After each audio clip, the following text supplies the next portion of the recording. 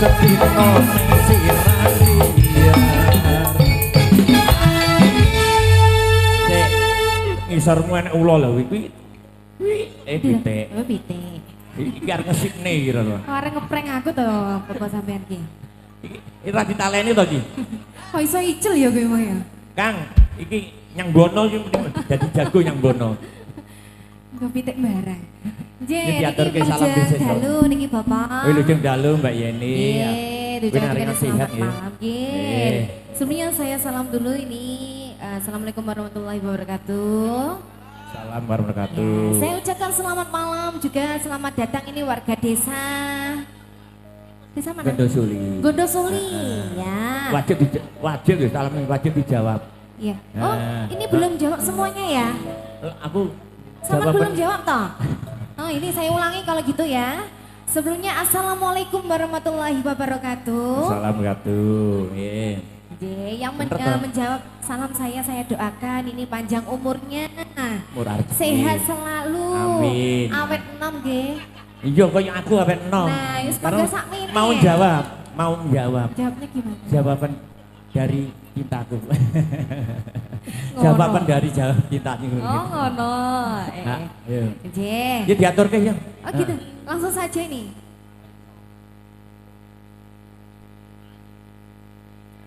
Nun sewu menika wonten pamiling saking wingking menika ingkang wonten ngajeng kapurih lenggah kersane ingkang wingking nika ketawih nyuwun pangapunten. Nggih. Wong Gondosuli iki guyub rukun kok alhamdulillah. Nyuwun sewu nggih. Nika wonten bakule plastik damel lenggahan. Kula bali malih dumateng sedulur kula ingkang sami mresani ing dalem menika ingkang wonten ngajeng kula aturi lenggah. Mekaten nggih. Semoga nggih. Ya diaturke Mbak Yeni.